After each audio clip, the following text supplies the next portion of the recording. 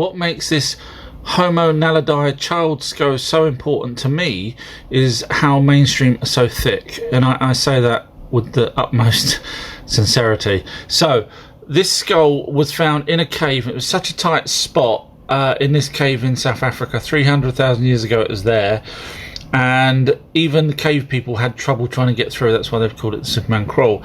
Now, the why I say mainstream's thick is they're saying, oh, it was probably a death ritual, that this child's skull was in a particular place that you couldn't really get to.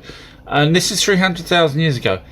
Hunter-gatherers were around 11 to 12,000 years ago. Hunter-gatherers, that was just about working out how to team up and do stuff. So they're saying 300,000 years ago, literally, primates were thinking of death rituals. Come on, join with me and say how thick they are. RH negative blood type. Now we're here to find out where it actually come from. Mainstream do not know. That is actually a fact. If you Google it, they'll come up with theories, but you'll see they're all different and they really don't know when. They can kind of guess that it was tens of thousands of years ago. What is tens of thousands of years ago?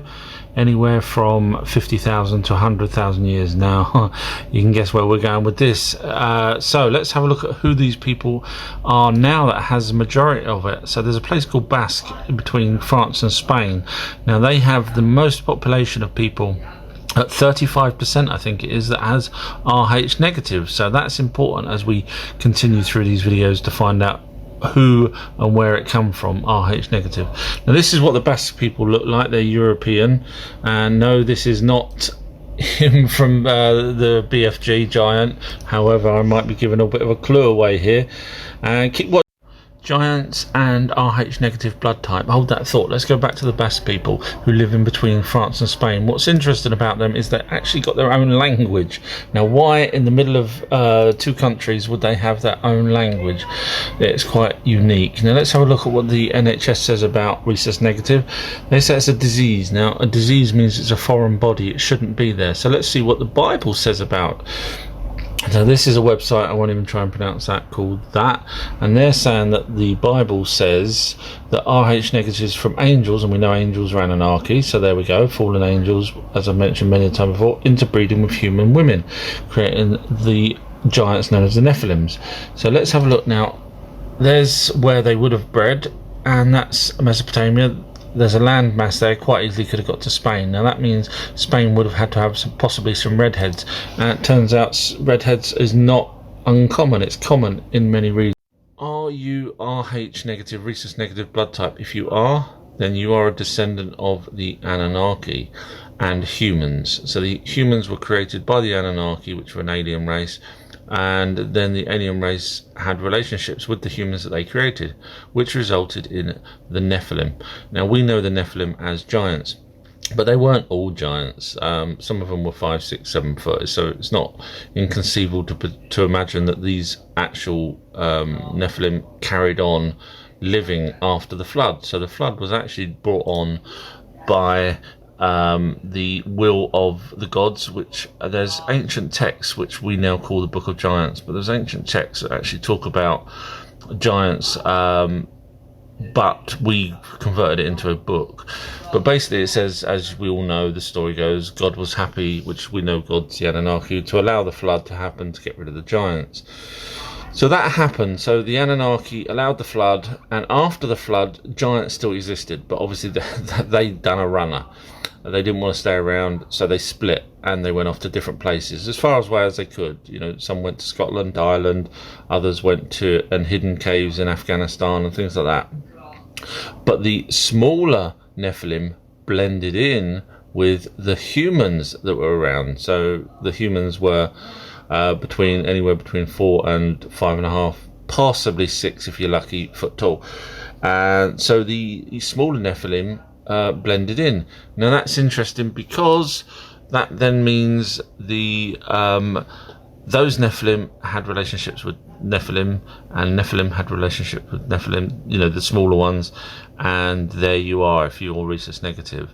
Now the other people that have different blood types are obviously between the humans, So there's one blood type there. Then you've got the humans that had relationships with the Neanderthals, there's a different blood type there, and so on. So hopefully that concludes why we have rhesus negative that shouldn't really be here. It's not a natural blood type, it's classed as a disease, it kills babies. So the only way, the logic behind that would be that it's an alien blood type, and that makes complete sense as to why. So yes, you are a direct descendant of the Anunnaki. However, the humans that are here, the other people that are not, were genetically altered by the Anunnaki to create humans. So technically they're part alien as well, with some of the Anunnaki's DNA, but not sort of proper relationship, but just parts of their DNA. So technically all of us Homo sapiens sapiens are part alien, but please get down and worship the rhesus negative people, because they are more alien than us.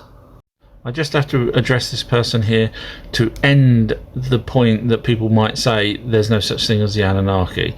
Okay, so these stone tablets, carved in walls, carved on tablets. This is the Sumerian cuneiform, but they talk about the Anunnaki and they talk about what they did. So there's no, if you wanted to fake that, you would need to create a whole new language. Now that there's thousands, hundreds of thousands of these tablets, so scattered all over Mesopotamia. So if someone was to fake that, they would have had to have gone round, learnt a new language, dug all these out. This is before the internet. Hope that someone would find them, hope that someone would translate them. Yeah. So that's they're real. Okay, there's no denying that. Now the first language ever was the Sumerian language, this one we're looking at here, and it just suddenly appeared. There was no transition from another language. This is the language that suddenly appeared, and it was a full language. It wasn't broken language, like a bit of drawings, a bit of this, a bit of that. It's a fully complete language, and the only way you can get a fully complete language if whoever wrote that language knew it already. So that means it's probably the Anunnaki from another planet who had their own language and came to Earth. So that makes sense. Now, going to the statues that talk about the Anunnaki, as you can see, there's hundreds of these carvings and statues. Now, if someone wanted to fake these, they would have had to fake them a long time ago, at least 500 years ago, to give us the impression. There's a thing called patina as well, which is obviously dates things as much as they can. I don't know if you know what that means, but basically these are old, very, very old. And if someone was going around to fake all these carvings of these people in giant positions, I know people will say, oh, that's just a figure of speech. But then if it's a figure of speech, then why were there giant skeletons found? Why was the Smithsonian hiding them? So you see, there's enough evidence to point to that there was a race that knew a language prior to us, that was here before us, because the writing was actually written before humans were on the planet. It was humans, Homo sapiens sapiens, were only here 300,000 years ago, thanks to the Anunnaki, which talk about it. They actually, in that text, talk about how they got here and everything, and then it marries up with the architecture and the buildings and everything else that they've done. So how could someone, it would have to take thousands of people to pull off a stunt to make us all believe that someone wrote all this and hoped that we all learned the language and translated it. It's just impossible for this to have been faked. You just don't go through and carve these things if it's fake. So hopefully that clears that up.